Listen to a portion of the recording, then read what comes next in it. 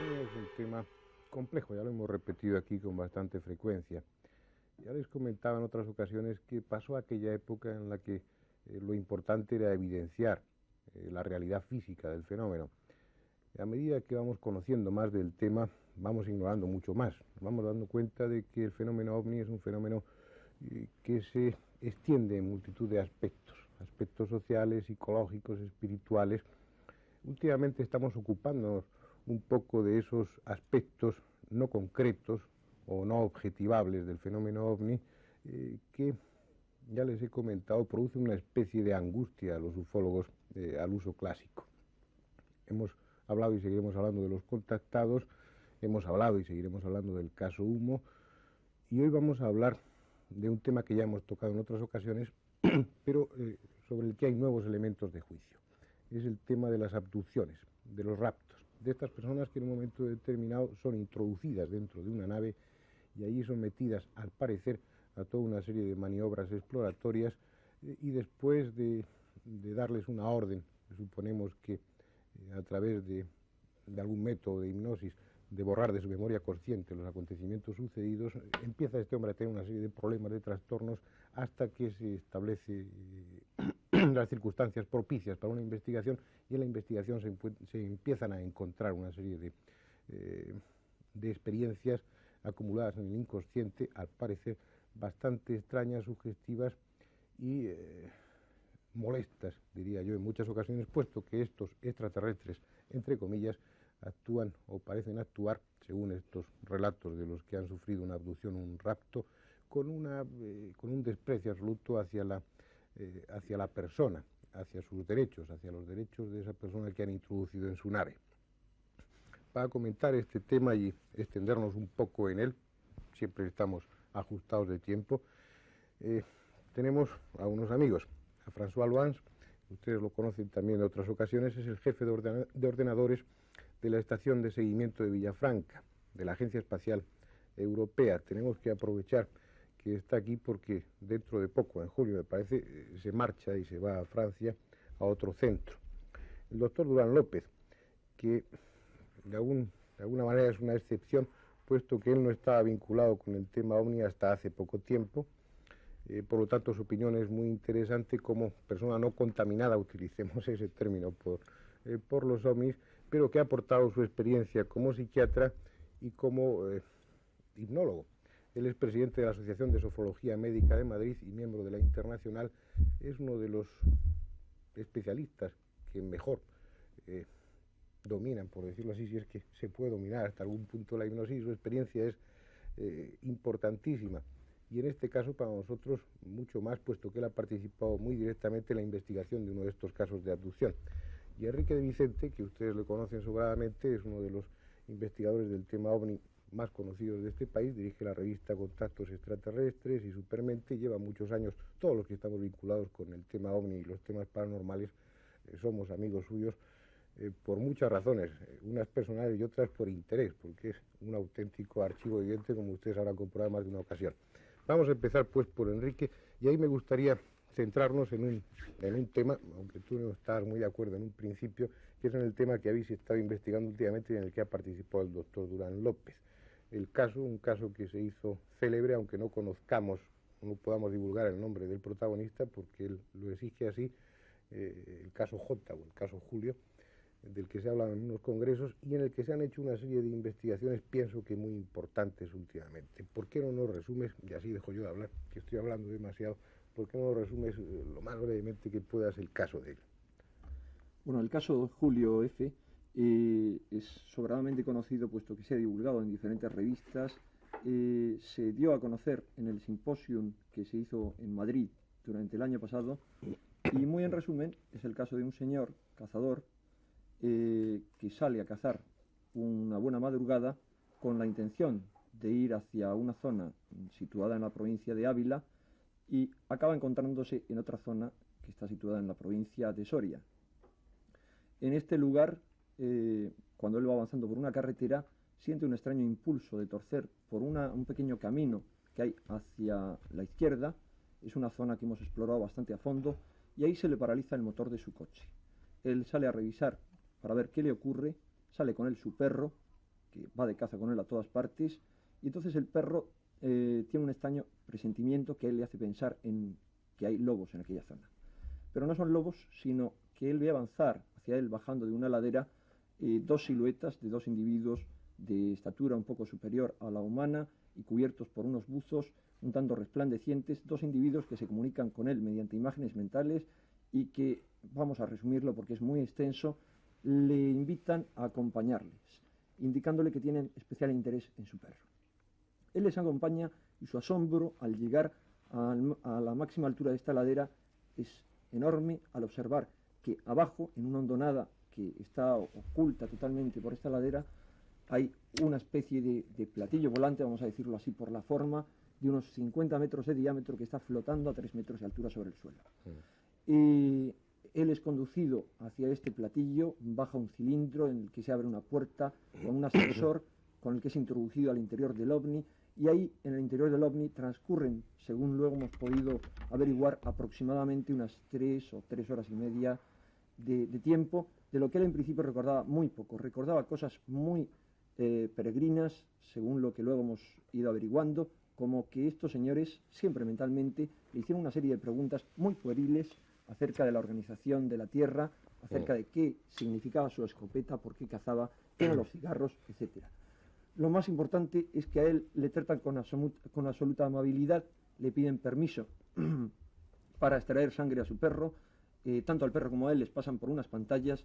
Él queda un tanto asombrado, tanto al ver una serie de instrumentos muy complejos, unas sillas muy extrañas en el interior de este ovni, pero sobre todo al ver que ante una suerte de silbido, estos hombres, hay 3 que lo observen en el interior de este ovni, acuden de inmediato ante los paneles de control que ellos tienen allí, y lo que observa es que en la pantalla aparece un señor similar a ellos, de mayor edad, que habla con ellos no mentalmente, sino mediante una suerte de gritos o de palabras muy extrañas que luego, bajo hipnosis, le hemos hecho reproducir sobradamente. Bien, en un momento determinado, Julio se pone en contacto con un investigador del fenómeno OVNI, después de dar una conferencia con Jordán Peña concretamente, creo que fue así, ¿no? Él, o su hermano es el que le cuenta el caso y comienza entonces la investigación. Yo asistí a esa primera sesión de hipnosis, puesto que se hizo en mi propia consulta. Luego ya no seguí mi vinculación con el tema, o muy indirectamente a través de lo que me contáis vosotros. Pero ha habido un momento en el que, porque bueno, la forma que se sigue habitualmente en estos casos es el de la hipnosis. A través de la hipnosis profunda se hace una regresión y se intenta que él reviva todos los acontecimientos, ¿no? Se trataba de ver qué es lo que había pasado en el tiempo que había estado Julio dentro de la nave, algo que él no recordaba totalmente. Le faltaba tiempo, pues como les ha faltado a otros que han sufrido de esto. Y en este momento, en esa investigación, es cuando pedís ayuda al doctor Durán López, ¿no?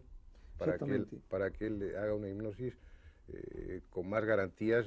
No es que los que la hayan hecho hasta ahora no ofrezcan garantías, pero sí por un experto indudable en torno a la hipnosis, ¿no? Sí, sobre todo por poder seguir obteniendo, como sí se obtuvo, una información adicional mediante otros procedimientos de una persona que tuviera una amplia experiencia, cosa que se logró y que, por respeto al deseo del testigo, no vamos a revelar la información, creo que muy interesante, que se obtuvo en esta sesión.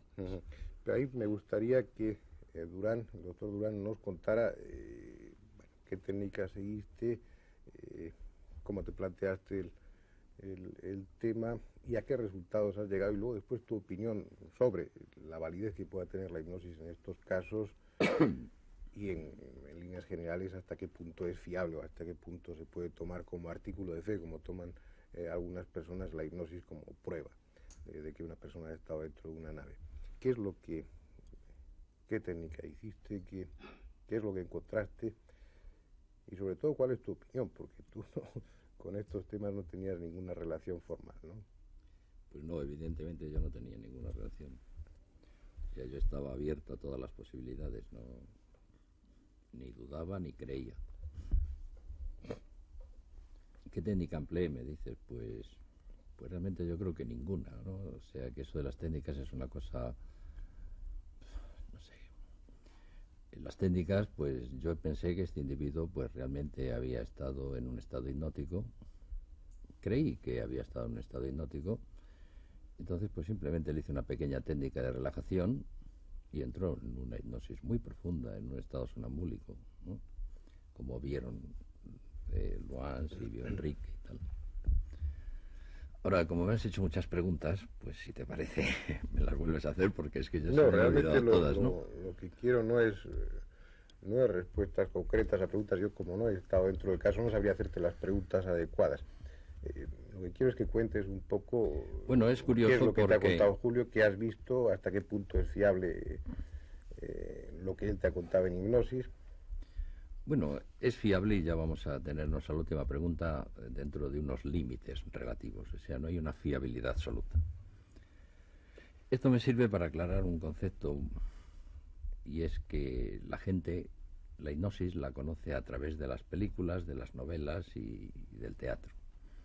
Y claro, tiene un conocimiento pues realmente que no es real, ¿no?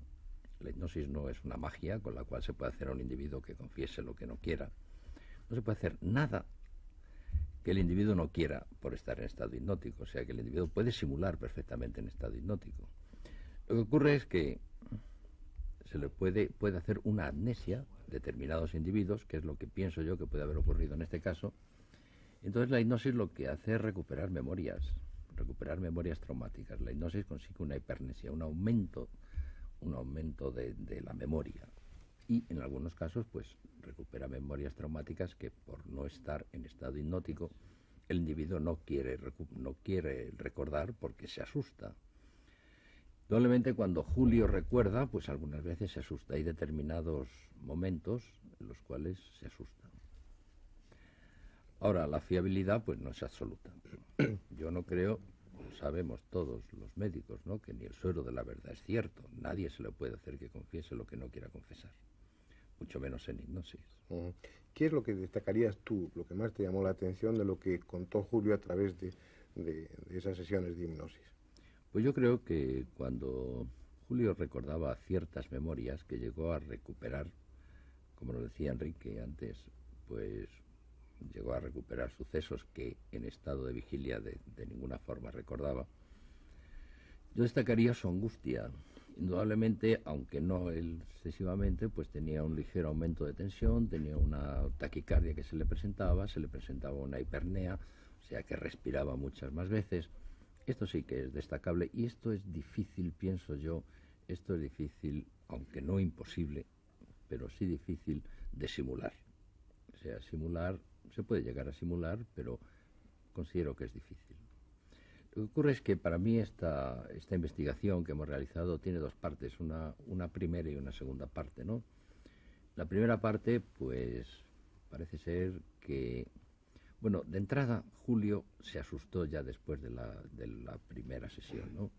Él había estado dentro de unas situaciones de hipnosis, en unas relajaciones, llamémoslo así, a mí no me gusta llamarlo hipnosis, en unas relajaciones menos profundas, y él pues había controlado perfectamente toda la situación.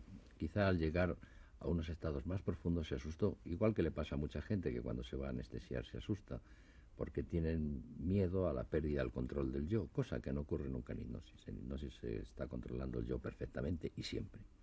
La hipnosis por eso es más fácil de controlar por el propio sujeto que la anestesia. La anestesia no se puede controlar. Entonces quizás se asustó, después tardó en pasar este ligero trauma, también llamémoslo así, después volvió a colaborar, pero lo que yo le he encontrado a esto es muchas contaminaciones, como tú decías, muchas contaminaciones en el ambiente. O sea, esta investigación me parece que ha podido conseguirse mucho más si lo hubiéramos llevado de una forma menos contaminada, sin tanta gente alrededor. Sí. Es imposible sustraerse al ambiente, ¿no? Y el propio sujeto acabó pues estando contaminado por el ambiente. Entonces creo que perdió pureza la investigación. A mí me parece que podría haberse hecho mucho más, haber sido mucho más serio de lo que al final parecía que estaba resultando. Yo por eso pues me salí de la investigación. Perdona, Durán, había un aspecto que me comentabas antes que te parecía interesante, que era el de la forma en la que se comunicaban los extraterrestres, los supuestos extraterrestres. Bueno, sí, porque puede llamar mucho la atención. Como decía Enrique anteriormente, pues se comunicaban con imágenes, llamémoslo así. Pero evidentemente en el estado hipnótico hay una comunicación a través de imágenes que yo hice con Julio, ¿no? Lo que la gente llama la transmisión del pensamiento. Pero es que así es como se comunicaba el hombre primitivo. El hombre primitivo, antes de empezar a hacer uso de la palabra, que tenía pequeños sonidos, incluso pues estos sonidos no indicaban nada, se comunicaba a través de una comunicación mental, ¿no? Y es como se comunican los extraterrestres con Julio. Por eso no es necesario que conozcan su idioma, ni él que conozca el de los otros. Y Julio ha quedado, yo diría que ha quedado ya lo suficientemente sensibilizado para que con él se puedan hacer las comunicaciones fácilmente. Y también hay otra cosa, y es que la segunda vez pues yo utilicé para llevarle a ese estado de relajación profunda pues un retrato que habían hecho, un retrato robot de cómo eran estos extraterrestres. Simplemente lo puse allí con su retrato, se dedicó a mirar los ojos del retrato y entró en un estado de relajación profunda. ¿Qué opinión? Dejando aparte, bueno, desde un punto de vista teórico y práctico, la validez que pueda tener la hipnosis en este sentido, personalmente y con la experiencia que tú tienes, en este caso concreto de Julio, ¿qué es lo que opinas? ¿Realmente le pasaron esas cosas que él cuenta en hipnosis o...? Bueno, yo llevo muchos años haciendo relajación, muchos años haciendo hipnosis, en fin, he hecho muchas cosas, pero te vuelvo a repetir que le doy una fiabilidad relativa.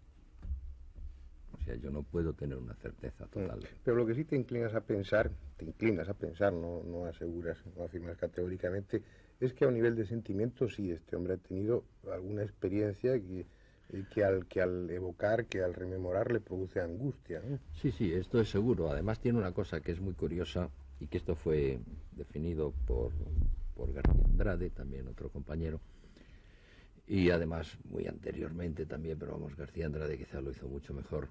Y es que durante el tiempo que se está en estado de relajación, realmente el tiempo no existe. Entonces es una de las características que presenta este caso, de los otros no sé, en el cual pues ha estado 3 horas y media y él cree que ha estado 2 minutos. Uh-huh. Yo tengo una experiencia curiosa y es que choques de apomorfina, que tú conocerás, a los cuales yo les relajo con un signo señal, les pongo la apomorfina y el tiempo que han estado en relajación no cuenta para la presentación del choque. O sea que este no contar el tiempo es incluso un nivel biológico puro. O sea, no es que no cuente el tiempo del individuo que está en relajación en un proceso mental, ¿no? Porque si no sabes que ha transcurrido el tiempo, puedes mentalmente no darte cuenta de que ha transcurrido. Es que biológicamente tampoco cuenta. Uh-huh. Es una curiosidad, sí, una cosa me parece muy interesante, que yo no sé por qué es, que lo he consultado y nadie sabe por qué es, pero qué es. Uh-huh. Es interesante el aspecto. Hemos partido del tema de Julio porque de alguna manera es el que nos ha unido aquí, sobre todo con Durán, porque es en el que ha participado activamente. Pero son muchos y son muy frecuentes estos casos. Y hay un aspecto que es curioso que comentaba antes con François Albans, y que está presente en el ánimo de todos, y es que se pueden inducir a través de la relajación, a través de la hipnosis, se pueden inducir experiencias de este tipo sin que hayan sucedido realmente. Los americanos estaban haciendo experiencias en este sentido, me comentabas, ¿no? Sí. ¿Qué no lo amplías un poco? Sí, pues es una experiencia que se ha hecho varias veces en América. Recientemente he leído un artículo de Lawson diciendo que había hecho unas sesiones hipnóticas con un tal número de, digamos, real abductees, de personas que piensan haber sido realmente en un ovni, y con varias otras personas que no han vivido nada, que no conocían además el tema ovni, induciendo por preguntas muy sencillas. Por ejemplo, siendo bajo un nivel profundo de hipnosis, estás enfrente de un ovni, ¿qué ves? Y después, pues, estás dentro del ovni, ¿qué ves? Y tal cuestión. Han salido muchas características que están muy semejantes a los que describen los supuestos real testigos. Entonces, eso lleva a pensar que tal vez es mucho más complejo que lo que se pensé. Es decir, que incluso si realmente hay un ovni o hay extraterrestre, un fenómeno desconocido, es difícil de cortar entre el fenómeno iniciador que empieza este efecto y las consecuencias que tal vez están inducidas puramente por procesos psicológicos. ¿Qué opinas, Durán, de eso? Sí, yo creo que es muy fácil inducirle a un sujeto una determinada situación Pero y que este sujeto la viva. Dice, a través de la experiencia de estos norteamericanos, que simplemente con preguntas, sin suministrarle más material, simplemente estar dentro de un ovni que ves, nada más que con preguntas así de escuetas, ellos ponen en marcha un relato que al parecer tiene muchos puntos en común con el relato de Julio y de otros casos de abducción que se han estudiado también seriamente, ¿no? Bueno, es que hasta dónde el sujeto, mejor dicho, hasta dónde el operador, llamémoslo así, o el terapeuta o el médico, que está induciendo esta relajación, cuando le ponen esta situación, como te decía antes, no le está transmitiendo lo que él piensa. Claro. Entonces, esto es muy difícil. Tendría que ser un operador totalmente neutro, pero no neutro en el sentido de que él no participara y diera algo de sí mismo, sino en el sentido de no conocer nada. Entonces, es dificilísimo pensar que este individuo no iba a decir algo, ¿no? Dime, Enrique. Perdonadme que disienta un poco. No, sí, Estoy de acuerdo con que los experimentos de Dobson tienden al menos a relacionar este tipo de experiencias de, digamos, secuestrados imaginarios con la de algunos secuestrados reales. Sin embargo, las características descubiertas por Dobson, a mi modo de ver, no se ajustan demasiado al caso Julio y a otros casos. Y además hay algo interesante, y es que la misma descripción, lo que ha llamado él el proceso del encuentro, 12 etapas, 12 puntos que coinciden en estos casos, coinciden también con la gente que dice haber tenido experiencias extracorporales, que dicen salir de su cuerpo, o con experiencias al borde de la muerte, esto que se llama ahora vida después de la vida, y experiencias místicas o psicodélicas. Entonces, lo más importante me parece a mí, aquí, es que hay una serie de casos, el de Julio quizá no es de los que tenga más de esto, en los que se encuentran evidencias físicas concretas. Por ejemplo, el ovni que esos señores vieron fue captado por el radar, caso del matrimonio Hill. Por ejemplo, hubo una bala que dispararon contra el objeto y esa bala se ha encontrado rebotada en unas circunstancias extrañas. Y así cantidad de otras cosas, como que, por ejemplo, el ovni ha sido visto incluso aterrizado por muchos testigos, o Luans nos puede contar el caso de un americano que conocimos. Sí, pues muy brevemente, porque es un oficial de policía que se llama Shermer, que ha vivido una tal experiencia, pero no solo ha sido una experiencia tan rara como la de Julio, pero es que el día siguiente se han encontrado huellas en el suelo y luego se ha encontrado un testigo de más que había visto el Schreiber entrando en el ovni, y eso bajo ningún concepto se puede inducir. Sí, bueno, los trabajos de Lawson y todo lo que se investigaba a este nivel no quiere decir que los casos de abducciones sean falsos. En efecto, existe una comprobación objetiva por la presencia de ese ovni, por huellas, por toda una serie de datos físicos innegables, sino que lo que se trataba es de ver hasta qué punto, a través de la hipnosis, ese relato que el testigo, que el que ha sufrido la abducción hace, es un relato único, específico de su caso, o puede estar contaminado por una serie de contenidos inconscientes, o, como decía Durán muy bien, por las imágenes que le está transmitiendo mentalmente el que está realizando la investigación. Como ven, el fenómeno es muy complejo, no hay forma de tener una seguridad absoluta, aunque sí haya elementos que sean absolutamente indiscutibles. Pero, como se está escribiendo y se está hablando mucho de abducciones, creo que interesa ir puntualizando y dejando cosas bastante claras.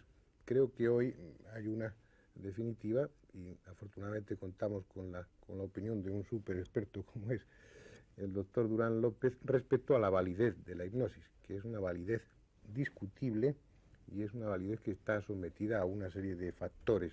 No puede decirse que sin hipnosis profunda un sujeto dice estas cosas, esas sean absolutamente ciertas. Eso no hay que olvidarlo.